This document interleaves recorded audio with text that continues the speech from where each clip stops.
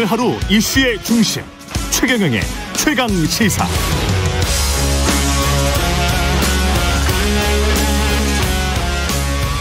네, 중도를 향한 여야의 경쟁 뜨겁습니다. 그간 중도 제3지대에 머물렀던 김관영 제2배 전 바른미래당 의원이 민주당 합류를 결정했고요. 오늘 아침에 입당식 앞두고 있습니다. 20대 국회에서 연동형 비례대표제 선거법 개혁을 위해서 불철주야 뛰어다녔던 김관영 전 바른미래당 원내대표 연결돼 있습니다. 안녕하세요. 네, 안녕하세요. 김관영입니다. 예. 그 함께 입당하시는 최이배 전 의원과도 여러 문제의식을 공유하고 계셨을 거고요. 민주당 입당을 결심한 어떤 특별한 계기, 배경 같은 게 있을까요?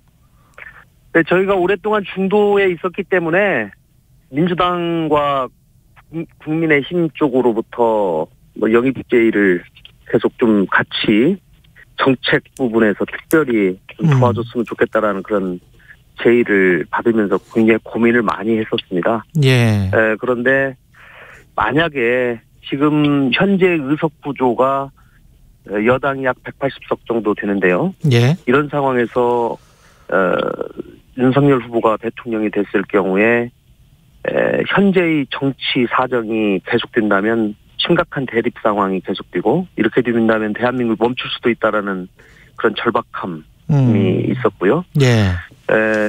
민주당에 좀 쓴소리를 해서 민주당이 개혁되고 국민의 사랑을 다시 받는다면 또 그런 역할을 좀 해줬으면 좋겠다고 민주당 쪽에서 요청을 하시기 때문에 예. 그렇다면 저희가 좀 전진을 위해서 좀 노력할 여지가 있겠다 이렇게 생각을 해서 민주당 선택하게 되었습니다.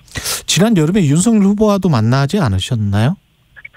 윤 후보님을 직접 만나지는 않았고요. 예. 거기 캠프에 계신 많은 분들하고 접촉도 하고 의견을 나눴습니다. 예. 그쪽에서도 제안이 있었었던 거죠? 물론 예, 그렇지만 이제 저희가 여러 판단의 기준이 결국 당을 기준으로도 보고요. 또 예. 후보를 기준으로도 보고 결국 두 가지를 기준으로 최종적으로 판단하지 않겠나 생각이 드는데요. 후보에 관해서는 지금 당은 말씀하셨고, 예. 예. 후보를 보면 이제 윤 후보님도 여러 장점이 많으십니다만은 검찰에 아무래도 한 30년 가까이 재직을 하셨기 때문에 예. 생각이 상당히 검찰스럽게 고정돼 있고 예. 또 양보와 타협이 수시로 일어나야 되는 이 정치적인 판단 예. 또 이런 문제에서는 아무래도 경직된 자세이신 것 같아요. 그리고 또 이 대통령 선거라는 게 5년 동안 대한민국의 선장을 뽑는 일이기 때문에 그래도 민생을 좀 더 책임지고 고단한 국민의 삶을 좀 더 낫게 만들 수 있는 역량 있는 사람이 누굴까라고 본다면 그래도 그런 성공의 경험이 있는 이재명 후보가 좀 낫지 않나 이렇게 생각을 했던 겁니다. 김성식 전 의원도 그렇고 최이배 의원 그다음에 김관영 의원님 이렇게 다 세 분이 공공정책 전략연구소 만드셔서 이런 정치개혁, 행정개혁 과제를 같이 연구를 하셨었지 않았습니까? 네, 맞습니다. 저희가 작년 예. 8월부터 예.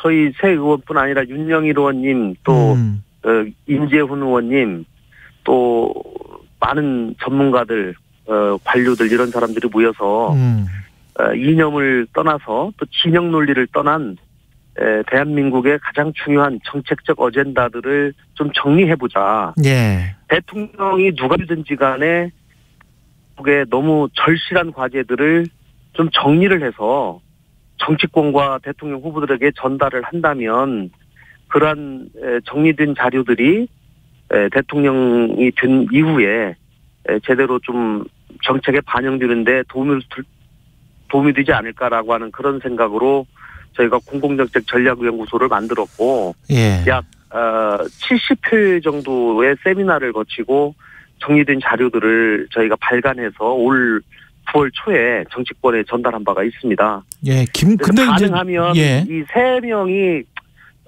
세 분뿐 아니라 예. 저기 연구소에 있었던 여러 사람들이 같은 길을 갔으면 좋았겠지만 예. 김성식 전 의원. 예. 뭐 아무래도 또 각각의 또 개인적인 사정들이 있기 때문에 예.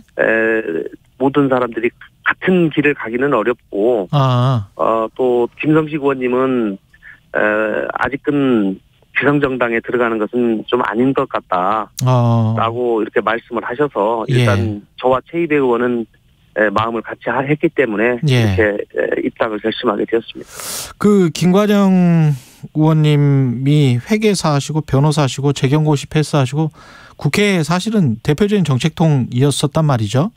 예. 근데 이제 민주당에 계셨다가 그 미래당으로 갔다가 지금 이제 다시 돌아오신 거고, 금태섭 전 의원이나 이용호 의원 같은 경우는 또 이제 국민의힘으로 합류했어요. 네네. 이게 어떻게 보면 엇갈리는데. 예. 어떠십니까, 심정이? 뭐 언론에서는 뭐 이 한쪽에서 이렇게 하니까 또 한쪽에서 이렇게 뭐 하는 거다. 이런 식으로 평가들을 하시는데 저는 상대 진영에 대한 무슨 반격이다. 뭐 이렇게 보기보다는 예. 저희는 오랫동안 고민을 해왔었고 저희 상대 진영을 생각하기보다는 국민들에 대해서 좀 감동이 드는 그런 앞으로 행보와 또 언행을 해서 과거 민주당을 지지하다가 마음이 떠나 있는 많은 분들을 좀 되돌리는 그런 일에 좀 집중을 하려고 생각합니다. 김한길 전 민주당 대표하고도 아주 친하셨던 걸로 제가 알고 있는데. 네, 김 대표님은 과거 김 대표님이 당대표를 하실 때 제가 수석 대변인을 했고 비서실장을 해서 근데 이제 정치적으로 많이 가르쳐 주신 분이죠. 예, 근데 국민의힘으로 가셨어요? 네, 참 좀 많이 안타깝게 생각합니다. 예. 그리고 근데 이제 김 대표님은 현 정부가 하는 여러 정책들을 보면서 이 정부가 계속되는 것은 좀 바람직하지 않다 이렇게 판단을 하신 것 같고요. 예. 또 윤 후보님과의 뭐 오랜 인연이나 이런 것들도 작용을 하신 것 같은데요. 뭐 또 김 대표님의 오랜 고민 끝에 내린 결정을 저는 존중하고 예. 다만 저는 그래도 민주당이 개혁하고 좀 혁신한다면 이 180석의 의석이 대한민국을 위해서 제대로 쓰여질 기회가 분명히 있을 것이고 예. 좀 선용될 수 있도록 좀 제가 역할을 꼭 하는 것이 더 중요하다고 생각했기 때문에 저는 민주당을 택하게 되었습니다. 그게 쇄신이 필요하다. 그래서 이제 민주당 쇄신을 위해서 갔다는 말씀이신데 지금 현재 쇄신은 잘 되고 있는 것 같습니까? 선대위나 어떻게 보세요? 이제 제가 좀 들어가 봐야죠. 밖에 있는 그냥 지금 현재만의 상태로 본다면은 예. 그렇게 썩 잘 되고 있다라고 평가하기는 어려울 것 같습니다. 특히 뭐 시급하게 필요한 부분, 보완돼야 될 부분 같은 건 뭐라고 보세요? 민주당에 계신 분들이 그동안 180석의 그 뭐라고 자만이라고 할까요? 또 오만 이런 것들이 수시로 국민들 앞에 보여졌던 것 같고요. 예. 그런 점에서 민주당 정말 쟤들 너무한다. 이런 것들이 국민들 마음속에 상당히 좀 자리를 잡고 있는데요. 예. 이제 이거를 되돌리려면 사실은 정말 진정성 있는 사과, 태도 전환 이것이 필요한데요. 예. 그거는 일회성이 아니라 지속적으로 반복적으로 계속 해야 되리라 생각하고요. 여러 가지 국회의원의 기득권이라든가 또 당의 내부적으로도 여러 쇄신책들을 끊임없이 내놔야 되는데 그제죠 뭐 이재명 후보께서 예. 그 당 쇄신을 앞장서서 주도하시겠다 이렇게 말씀하셨는데 좀 지켜볼 일이라고 생각합니다. 예. 입당 후에 선대위에서 구체적으로 어떤 역할을 하실지도 좀 궁금하네요. 아직 제가 뭐 구체적으로 어떤 역할을 딱 맡겠다 아니면 이렇게 뭐 정해진 것은 아닌데요. 후보께서 저한테 하신 말씀이 있기 때문에 여당 내에 좀 야당 역할을 해주시라. 그리고 민주당 내에서 스스로 잘못됐다고 얘기하는 것이 어떻게 보면 약간 금기시되는 그런 경향이 있지 않겠습니까?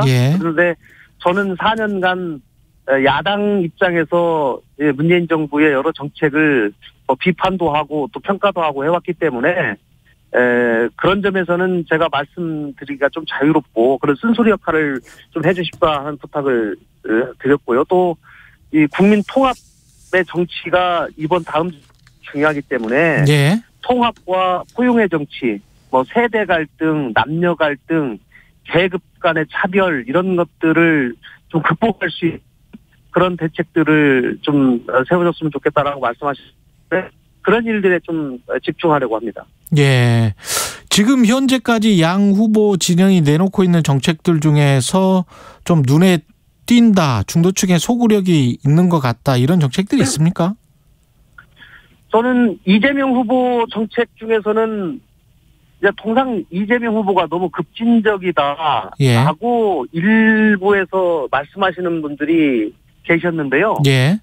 그동안에 이재명 후보께서 성남시장이나 경기지사를 쭉 지내면서 기업 프렌들리한 여러 정책들, 또 기업 유치하는 과정에서 보여준 현실에서의 정책들은 상당히 실용주의적인 태도를 보였다고 생각합니다. 예. 그런데 최근에 어쨌든지 경제 성장의 문제를 다시 꺼내고 핵심 어젠다로 놓고 그 안에서 규제 혁신, 또 적극적인 공공 투자 이런 의지를 밝힌 것은 저는 상당히 좀 주목할 일이고 중도층을 견인할 수도 있는 일이라고 생각합니다. 경제 성장은 사실 진보 쪽에서 이것을 앞장 세웠을 때 상당히 좀 부담스러워하는 의제였거든요. 그렇죠. 그러나 저는 지금 청년 일자리가 대단히 심각하고 대한민국이 코로나 이후에 경기 침체에 들어갈 가능성이 상당히 있기 때문에 경제 성장과 혁신을 앞세우지 않고서는 일자리 문제나 청년 문제 해결이 쉽지 않다고 저도 생각을 하고 있습니다.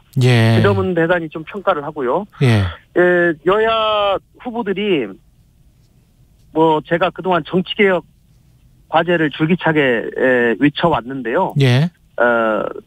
다당제로의 연동형 비례대표제, 또 분권형 대통령제로의 개헌 이런 것들을 말씀드렸었는데 어쨌든지 아직까지 작은 성과라고 하면 유성정당은 만들지 않겠다라고 지금 여야 후보들이 인정을 하는 것 같습니다. 예. 여야의 큰 국민의힘 윤석열 후보나 이재명 후보님들이 조금 더 관심을 가졌으면 하는 부분은 제3지대에 계신 그런 후보들이 주창하고 있는 정치개혁 과제 이런 네. 부분에 관해서도 저는 결국은 제3지대와의 합종연행을 통해서 과정에서 그런 것들이 상당히 구체화되고 공약화될 수밖에 없다라고 생각합니다마는 그런 점들에 좀 더 관심을 가져줬으면 하는 바람이 있습니다.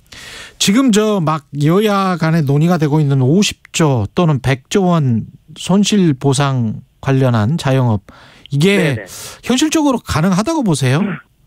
어떻게 보십니까? 이제 저희가 저도 기재부에 근무를 했기 때문에 그러니까요. 예. 정부의 재정 건전성을 그동안 굉장히 중요시하게 생각하고 예. 또 기재부 관료들은 그거를 굉장히 금고와 옥조처럼 생각해온 경향이 있는 것도 사실입니다. 맞습니다. 그러나 또 코로나 이 위기라고 하는 것은 지금까지 전례가 없는 또 일이기 때문에 코로나 위기를 맞이해서 전 세계 정부들이 어떤 경제 정책을 펴고 민생 회복 정책을 펴고 있는지를 좀 유심히 지켜본다면 우리도 좀 더 과감한 정책을 펼 필요가 있다 이렇게 생각을 합니다. 그렇기 네. 때문에 50조니 100조니 이런 점들에 대해서 규모뿐만 아니라 구체적인 지원 방식에 관해서도 이런 문제는 초당적으로 어느 한 후보가 독점하는 것이 아니라 빨리 어젠다를 내고 여야가 지금 국회를 이 부분을 집중해서 열어서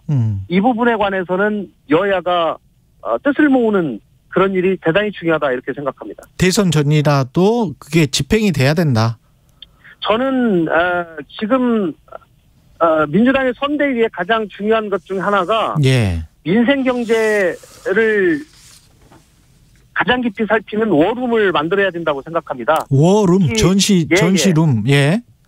이 전시에 이 전시 상황을 관리하기 위한 워룸을 만들고 여기를 통해서 24시간 가동하는 그런 체제를 만들어야 되는데요. 예. 지금 코로나가 지금 대단히 심각한 상황이고 이걸로 인해서 다시 이 긴급 방역 조치가 더 강화된다면 예. 또 이 자영업자나 서민들의 경제가 더욱더 힘들어질 것이기 때문에 이런 부분 또 백신 문제라든가 방역 대책들을 종합적으로 매일 실시간으로 고민하고 연구하는 워룸을 빨리 설치해야 된다고 저는 생각합니다.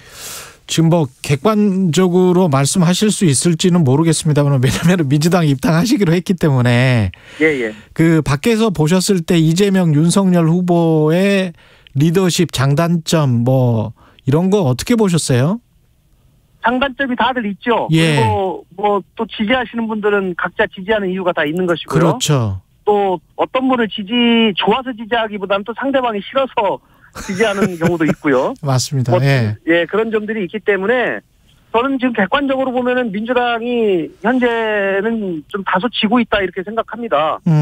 그러나 민심은 상당히 유동적이기 때문에 예. 특히 중도층을 잡기 위한 노력이 중요하고요. 예. 저는 이번 대선이 대전환 또 대통합 이것이 대단히 중요하다고 생각을 하고 예. 대전환은 코로나 이후에 여러 국민의 삶이 변화되고 경제 구조가 큰 변화가 있기 때문에 이것을 어떻게 국민들에게 설명하고 국민들의 민생을 보살필 민생 대책을 세울 것인가.